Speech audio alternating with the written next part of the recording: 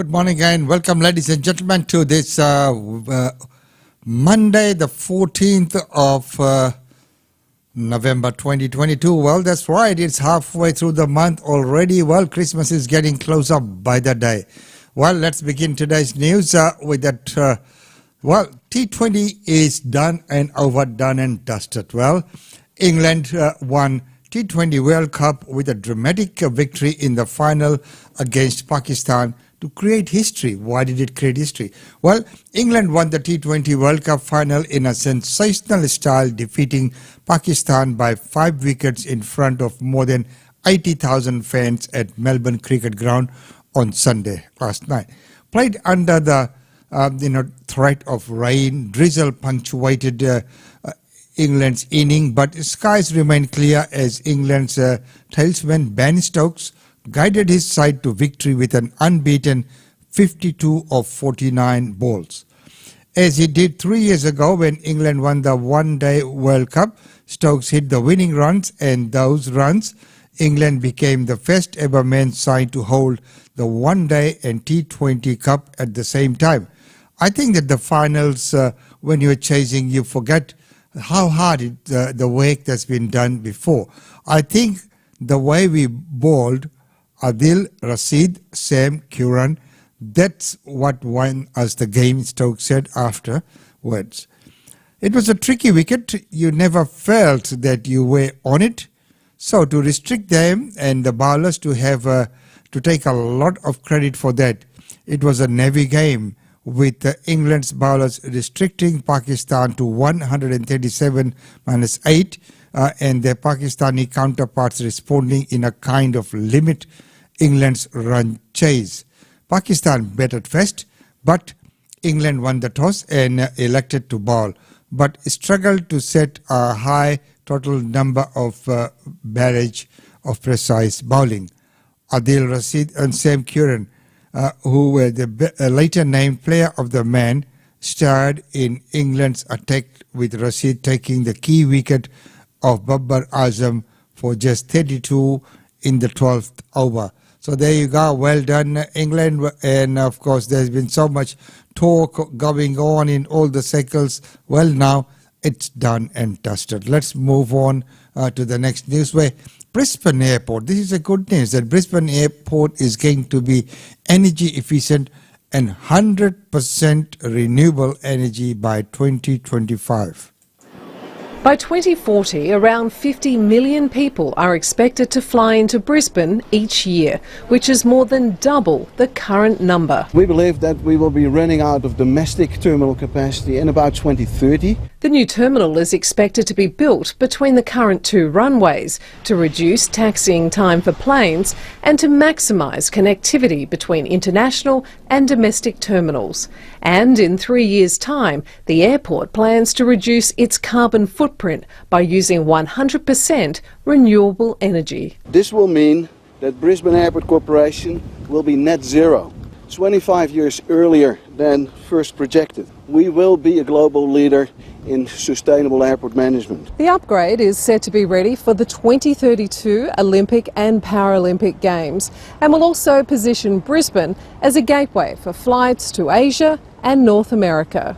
And the switch to renewable energy will be an Australian first for an airport and will significantly reduce pollution. 2 large-scale renewable energy projects, the Clark Creek Wind Farm and the Bluegrass Solar Farm, will deliver 100% emissions-free electricity to the Brisbane Airport. But residents under the flight path say with a 3rd terminal, noise pollution will increase. No one takes responsibility for the excessive noise pollution that Brisbane residents are facing right now from the new flight paths over Brisbane. Brisbane Airport Corporation says it's looking at ways to reduce the noise impact by scheduling more flights across the bay.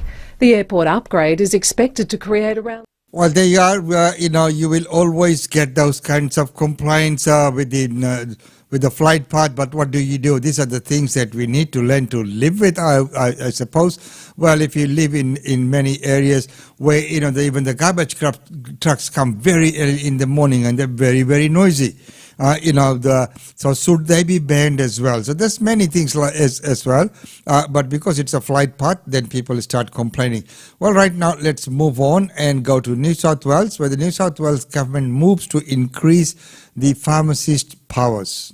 The power to prescribe will soon be put in the hands of pharmacists. You're my favourite now. Oh, I love you too. The Pharmacy Guild of Australia is successfully lobbying to increase pharmacists' responsibilities. Genuine system reform, and we're seeing it spread down the East Coast. Do you need the blood pressure? New healthcare reform, which mirrors a controversial plan in Queensland, will allow pharmacists to diagnose diseases and prescribe drugs and vaccines without GPs or access to a patient's medical history. This is the New South Wales government stepping up into an area that's not traditionally our responsibility. They've not chosen the Premier to talk to us. For a consultation fee, pharmacies will be able to administer 6 more vaccines from tomorrow. Next year, they'll be able to treat urinary tract infections and even train to treat 23 other conditions. No urinary tract infection is ever simple. GPs say they haven't been consulted. The conflict of interest arises when you have the pharmacist in the shop who then makes a profit from the prescribing. The Premier says the proposed reform will relieve pressure on GPs as well as emergency departments, but the opposition argues more could be done to lighten the load now, especially here at Westmead Hospital. Around 50 staff have signed a letter to the state's health minister pleading for more staff, with 4 paediatric operating theatres left unused despite a backlog of elective surgeries. Suppressing the wages of our health staff is the reason why we have a staff shortage. Brad Hazzard says his department is working to recruit more staff. Rani Hayman, ABC News, Sydney. Good reporting there, Rani, once again. Well, right now, when we look at that, do you reckon that it is giving the pharmacist a lot more power, or is it easing the systems? Many times, if you have your prescriptions and just to get a repeat, you have to consult your GP, pay the GP consultant fee, get your script, and it's the same over and over again. Well, of course, when it's got to be changed and things like that, GPs could be involved. But if they are simple repeat ones, I reckon that the pharmacist should be able to do that prescription for you. Well, right now, moving on, let's go to Victoria, where a train has derailed. Well, thank God no one's injured, and it's mainly more the goods train. So here's that report. Just near a place called Inverleigh. It's about 30 k's west of the city of Geelong. It's about 90 k's out from Melbourne. Now, the police are indicating that there have been no injuries associated with this at the moment. Investigations are underway as to what's gone on. It's just quite incredible to see the number of carriages there that have come off the rails. We'll be keeping a very close eye on this situation. This is live pictures coming in from that site. So, as we said, no injuries reported at all, but just incredible to see the amount of damage and destruction that's gone on there. We'll be keeping a close eye on it to try to figure out exactly what has caused this morning. Of course, it has been incredibly wet for large parts of the southeast. So whether the weather has had an impact here and has maybe contributed to this event, we are yet to find out. But as soon as we know, we will pass that on for you. Well, as soon as that news comes to hand, it will be passed on. But right now, it is very, very distressing to see that, and maybe the speed, and because it's a little bit more close to the bend, might have something to do with it. Right now, let's go to Western Australia, where a regional Western Australia town is set in a landmark trial. For Joel Famlonga, the weather can be both a blessing and a curse in the coastal town of Denham, 9 hours north of Perth. When the weather's nice, it's full of people, and when it's windy, they all go. But it's thanks to Denham's abundance of sun and wind that a groundbreaking renewable energy project is about to start. Joel Famlonga, for one, is all for it. Well, it's something you don't think a lot about, but it's good that they're trying this sort of thing in a small town like this anyway. As part of the $8 million trial, state-owned energy provider Horizon will use electricity from a new solar farm to produce hydrogen. From there, the hydrogen will be put through a fuel cell to supply enough electricity to meet about a quarter of the town's demand, reducing the need for dirty fuels such as diesel. 100% firm renewable is the holy grail of electricity. This is what everybody's trying to achieve right around the world. Depending on the success of the trial, the WA government says Denham could provide a template for other towns across the country, as well as boosting energy security. We are importing into this state 6.7 billion litres of diesel each year. You just think of that, from the carbon footprint, our supply chain vulnerability. Despite the hopes for the trial, doubts remain about how viable hydrogen will be as a fuel source, given the high costs of production now. Horizon Power, though, is hopeful, saying trials like the one in Denham will help make hydrogen more affordable. Because the future's there to be grabbed, and it's just a matter of having all of the right settings now to go do it. This shows you it can be done. A potential glimpse of Australia's green energy future on the sun-drenched West Coast. Daniel Mercer, ABC News.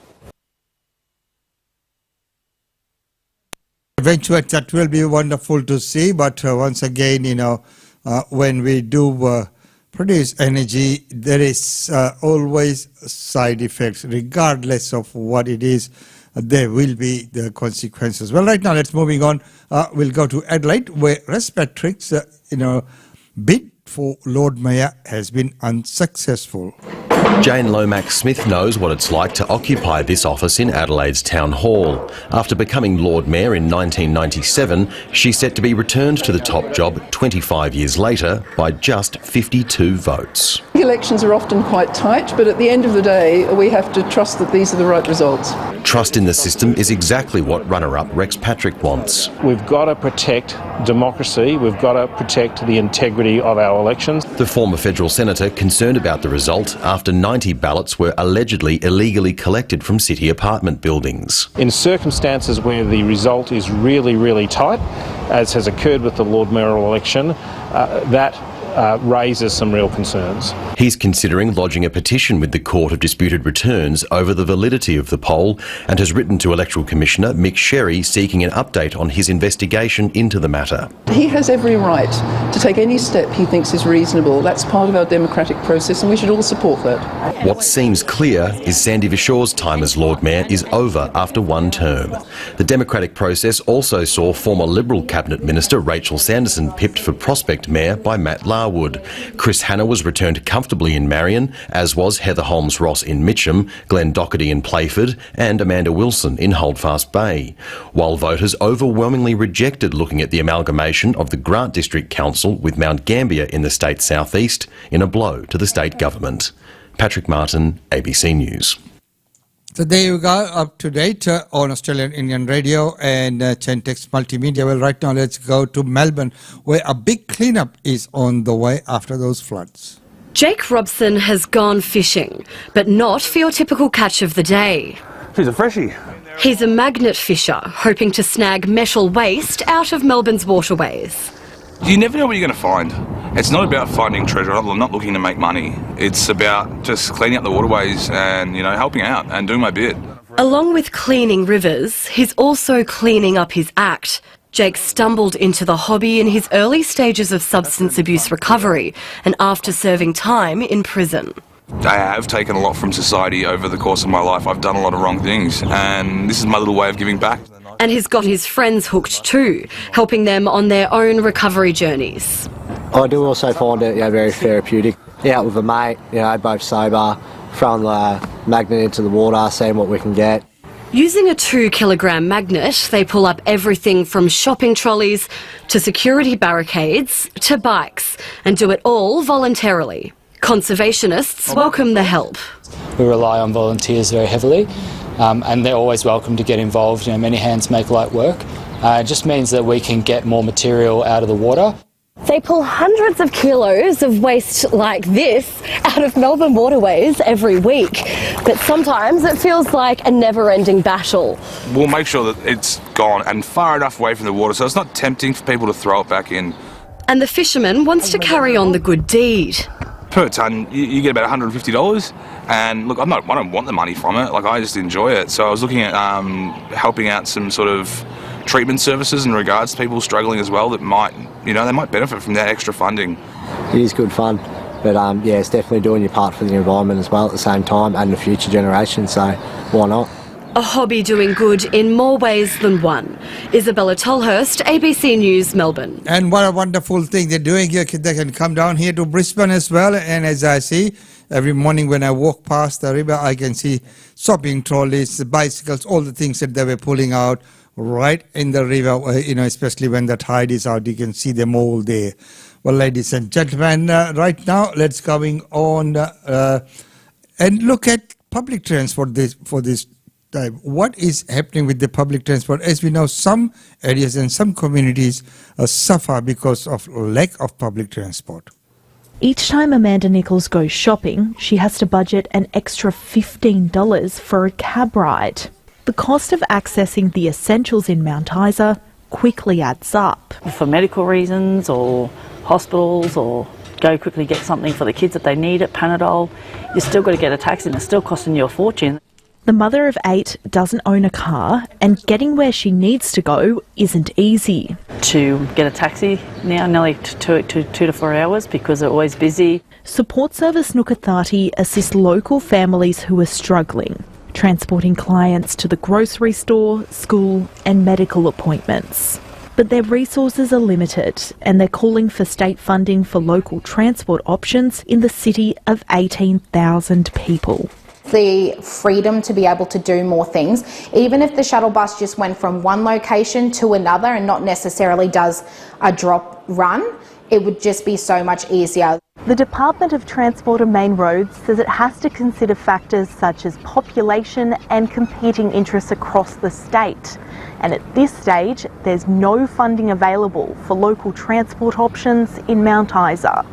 Ms Nichols walks to town as much as she can, but that isn't an option in the searing outback summer. I just don't think it's fair on the kids that they should be walking in the hot sun. With so many household costs continuing to rise, affordable transport would be a relief.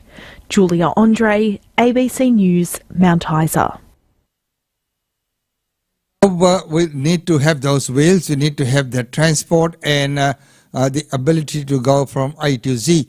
Well, of course, we know, right, even here in Brisbane and other places, you always have the problems waiting for the cab. We have seen that many times. And, the buses aren't that frequent. So, if you just want to use the public transport, as many people do, but they refrain from it because it's so hard. And they don't do the right thing. Many times, even with the taxis, there's so many incidents that I can relate to because I do use the taxis a lot. I do go, use public transport, including the bus, a lot. But if you look at what's actually happening on the ground, there's far more that can be done. The services can be improved by putting in some very, very simple measures. Like in a city, all around this corner to that corner, you don't need big buses, even smaller ones, but more frequently could be better. Smaller ones would be more easier to maneuver. And quickly get around, things like that. So there's a lot that can actually be done. And it is time to look at those kind of things and, have a bit of a reform. Well, ladies and gentlemen, right now it's time to go to our Daily India Report. Welcome to the Daily India Report that brings you reports, interviews, features and more on India and the Indian diaspora. I'm Aditi.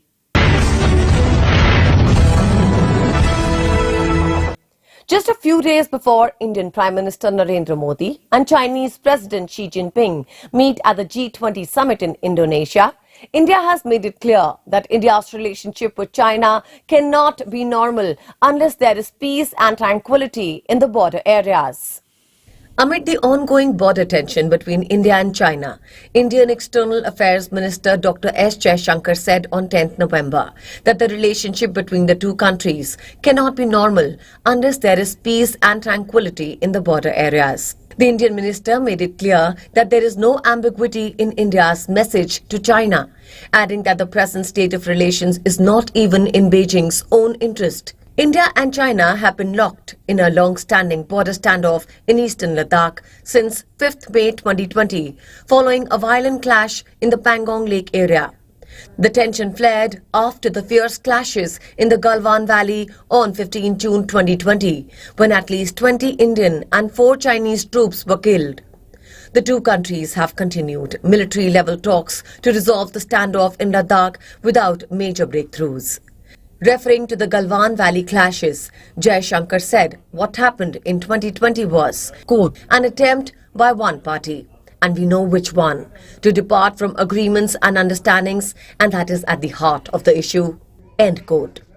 He said that though some of those issues have been resolved, there are some which still need to be worked upon.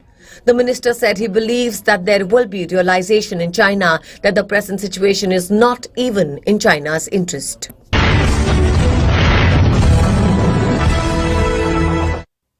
Indian cricketer Ravindra Jadeja's wife Rivaba Jadeja has been given a ticket by the ruling Bharatiya Janata Party BJP for the upcoming Gujarat Assembly polls.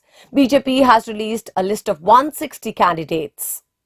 Gujarat Chief Minister Bhupendra Patel, cricketer Ravindra Jadeja's wife Rivaba Jadeja and Congress turncoat Hardik Patel figure in the first list of 160 candidates announced by the ruling Bharatiya Janata Party for the state assembly polls.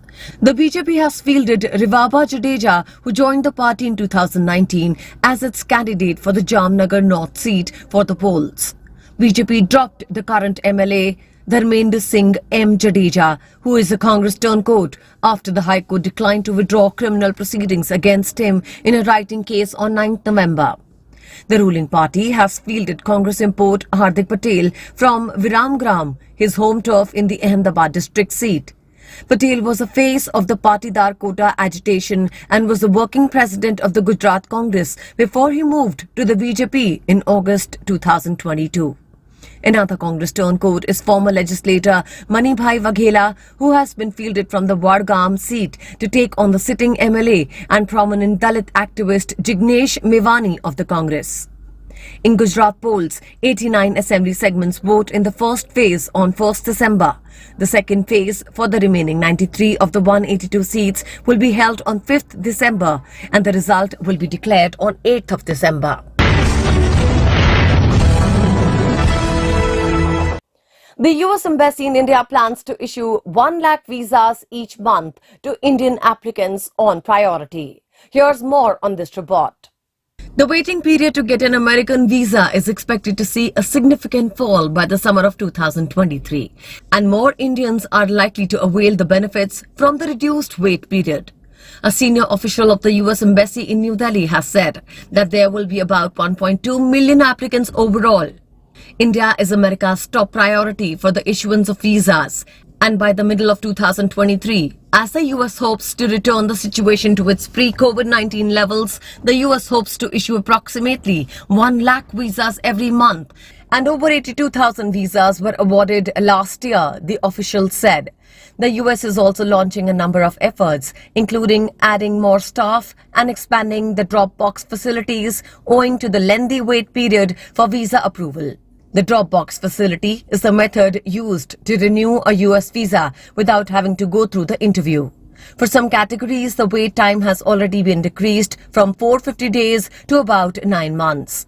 India is anticipated to jump from 3rd place to 2nd place in terms of the number of visas awarded by the US. India is currently behind Mexico and China. About 1 million slots became available for Indians for the H1B and L category visas. Moreover, the approximately 9-month wait time for the B1 and B2, which is business and tourist visas, is also being reduced.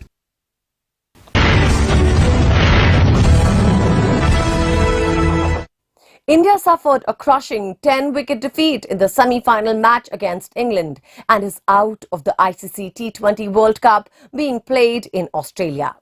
Indian cricket team bowed out of the ICC T20 World Cup on 10th November. It seemed a rather one-sided semi-final at the Adelaide Oval. The men in blue, led by Rohit Sharma, couldn't put up much of a resistance as England won the match by 10 wickets with as many as 24 balls to spare. Asked to bat first, India were on the back foot from the start and made a paltry 69 runs in the first 10 overs. A late burst of Virat Kohli and Hardik Pandya, both of whom scored half-centuries, helped India post a par score of 168 for England to chase. However, England skipper Jos Buttler and opening partner Alex Hales made sure that the team achieved the target in 16 overs. They bludgeoned the Indian bowling attack to all parts of the Adelaide Oval to win by 10 wickets. After defeating India comfortably, England will now lock horns with Babar Azam's Pakistan in the final at Melbourne Cricket Ground on November 13th. And now news from the entertainment world. The 53rd edition of the International Film Festival of India will be premiering upcoming films of Varun Dhawan and Yami Gautam. The upcoming 53rd edition of the International Film Festival of India will be premiering films of two well-known Bollywood stars. Bollywood actress Yami Gautam's upcoming film Lost will premiere at the coveted film festival, helmed by Anirudh Roy Chaudhary.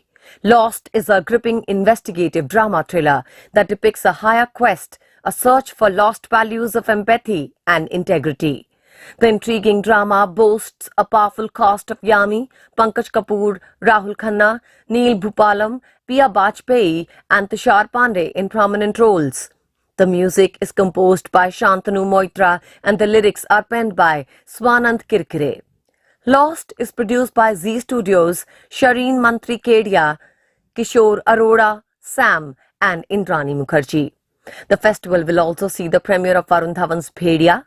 The Amar Kaushik directorial will premiere at the film festival ahead of its theatrical release across India on 25th November. Bhediya is an upcoming horror comedy where Varun essays the role of a youngster who transforms into a werewolf after being attacked by a wolf. The film also stars Kriti Sanon in the role of Dr. Anika. The International Film Festival of India will be held in Goa from 20th through 28th November 2022.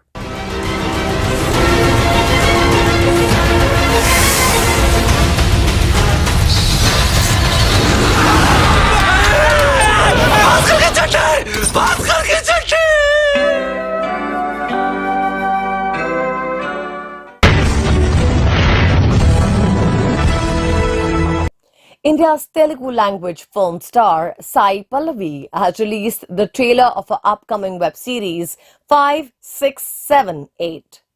Telugu film actor Sai Pallavi, who is known for flamboyant dance skills, has released the trailer of her upcoming web series 5, 6, 7, 8 that is based on dance. Releasing the trailer, she wrote, quote, "Every time I hear the count 5, 6, 7, 8, there's a mix of passion, fear and madness that blinds me. This trailer brought back memories, my love to all dancers in the series. My best wishes to Vijay Sir, Prasanna JK, Mridula and music director Sam CS for the release on 18th November. End quote. Produced by A.L. Aggappan and Hitesh Thakur, this series tells a story of a bunch of gifted teenagers. The trailer shows a group of kids who come from humble backgrounds and love to dance. They do not have any professional training. They envy the kids from nearby society who hone their skills and decide to chase their dreams and fight against the odds. Directed by A.L. Vijay, Prasanna JK and Mridula Sridharan, the web series will stream on ZEE5 from 18th November. I want you to lose.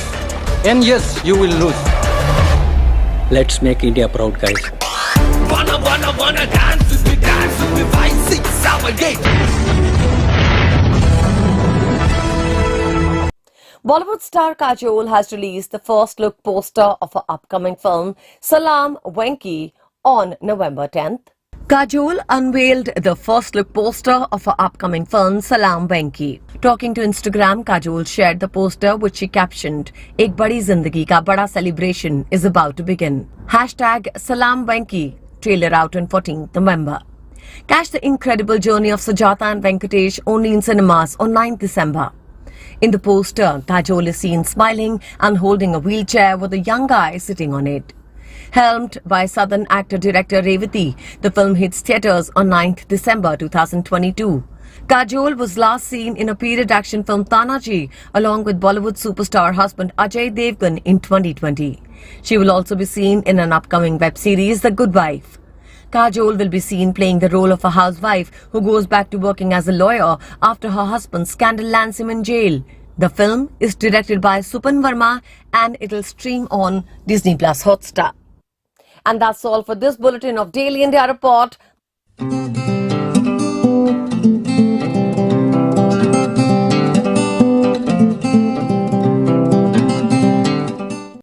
And thank you very much for that news report. Well, it's wonderful to get that report. So, ladies and gentlemen, that's about all we have for you in today in this segment. We'll have the upcoming functions and events coming back tomorrow after we go through all the functions and events that have already taken place over the weekend. And what a big weekend it was.